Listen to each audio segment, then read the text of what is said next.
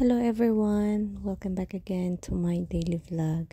So, ayan guys, for today's video, isi-share ko sa inyo na ako po ay babalik na ng Manila and samahan niyo ako guys for this trip and sana mag-enjoy po kayo sa video na ibabahagi ko sa inyo ngayon.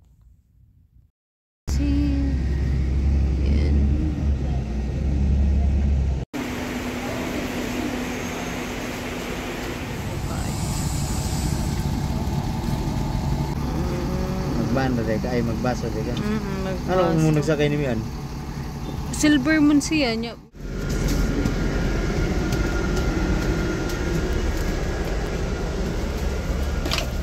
Hi. Ay, for the first time.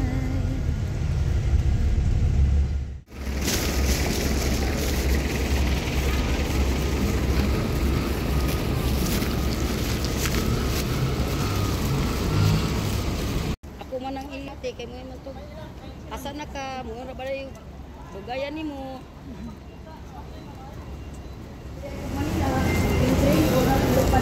Oo.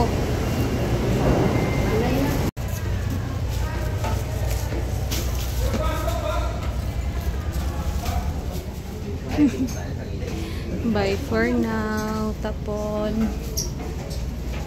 Bye.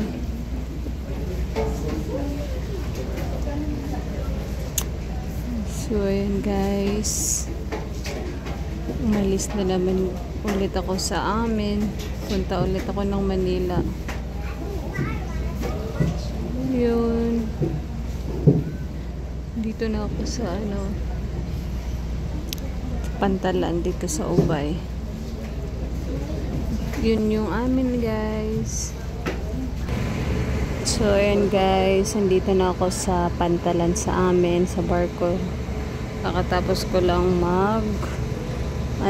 akyat sa hagdan at ibigay yung aking ticket.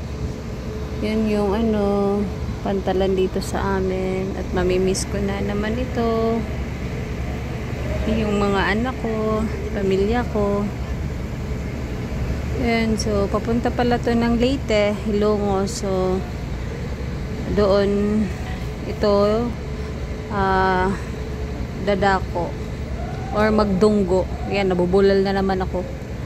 So yan everyone, nakabiyahe na po yung barko na sinasakyan ko ngayon papuntang Leyte. Isasama ko pa rin kayo sa mga update ko ngayon and sa parang tour na dito sa ganap ko sa pagbiyahe papuntang Manila.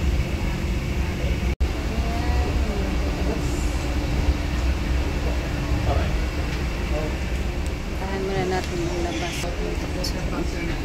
Tignan natin yung labas para makita natin yung pag-alis ng barko hanggang doon to dulo. So malaki-laki yung barko na nasakyan ko ngayon papuntang Leyte before compare nung pag-uwi ko galing naman ng Manila, yung last uwi ko. Ayun guys, bye for now, bye.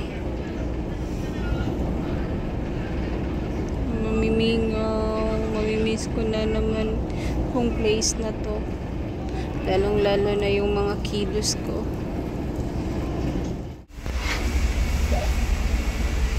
So yun everyone, nakatulog ako and after 2 hours and 30 minutes, ayan, so finally nakarating na kami ng Leyte at in a minute dito na kami sa nila, Pantalan nila guys. Ayan, yung mga ilaw-ilaw na yan. So yun everyone, time check. It's already 10:30 p.m. So nandito na kami ngayon sa Leyte. Dumaong na kami and ito yung first destination from Ubay to Leyte, gaya ng sabi ko kanina. So ayan, magsisimula na yung long ride going to Leyte to Samar. Ayan guys, nakaidlip ako ulit. So samahan nyo ako guys for today's update ng aking buhay. And ayun. So, waiting na muna tayo kasi inunan muna yung mga bus na nandun sa ibaba. And after is yung mga pasahero. So last time, nung nakauwi ako, nakadating ako dito sa hapon na, hindi nakauwi ako sa amin is gabi na. So, parehas lang din. Dito ako, nakahapon ako doon sa amin, nag-start mga 7 p.m. ng biyahe, then nandito na siya ng 10:30 p.m. So, makakapunta kami siguro, may makakadating kami doon sa Samar Allen, papuntang Matnog, sasakay naman kami ng another barge bukas na siguro ng umaga. So update ko na lang kayo guys kung saan pa kami mag-stop over yung bus na ko. Oh yes.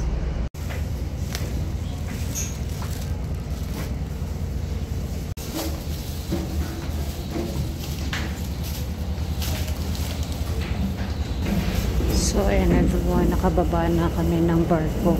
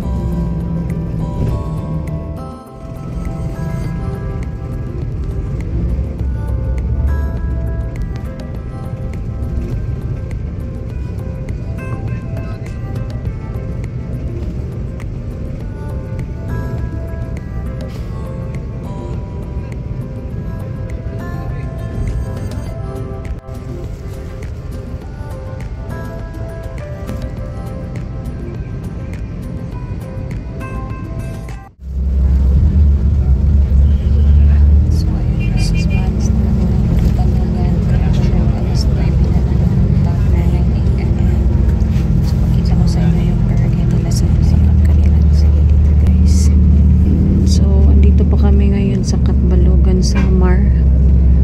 Nakarating kami dito bandang around 6 a.m. in the morning. And then ngayon lang ulit nakabiyahe kasi may hinihintay pang mga pasahero. So siguro darating ito ng Allen Samar na sa mga bandang alas 12 or 1 p.m. Then ayun. So, hahanap po na ako ng charging station doon sa barko kasi malapit nang mag-empty yung phone ko. Yes.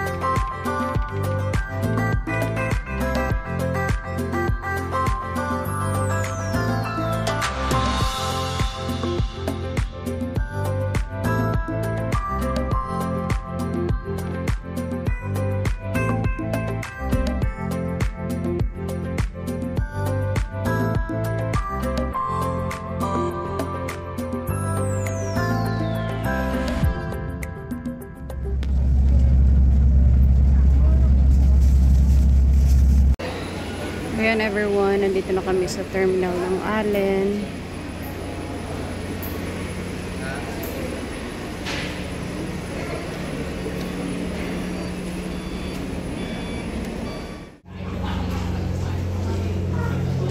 So ayan guys, papasok na ulit ako or kami kasama ng ibang pasahero sa barge na yan.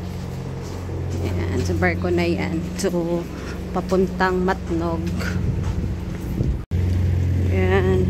So mga isang oras lang yung biyahe patungo doon. So baka gagabihin na naman kami sa daan kasi mag-aalas 4 na ng hapon dito ngayon. Pero mainit pa. Yan yung sasakyan namin ng barko.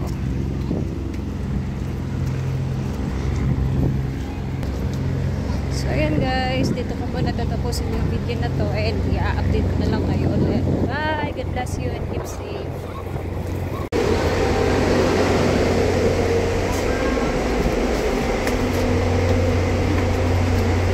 Yan, ito yung loob. Ito naman yung loob ng barko guys.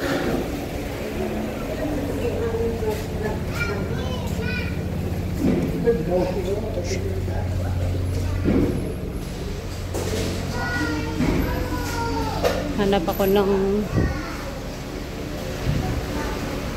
pwedeng makakapag-charge.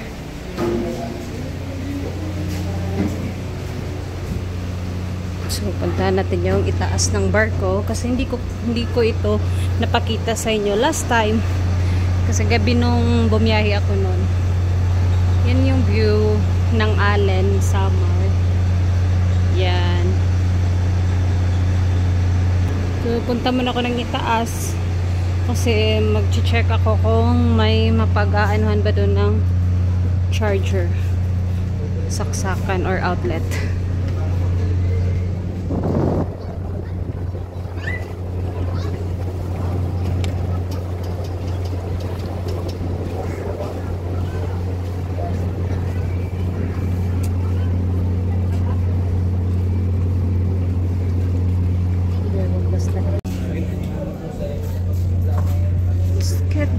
View. So dito naman na part yung view, ito naman siya. Yan. Ito naman yung view dito banda. Yan guys.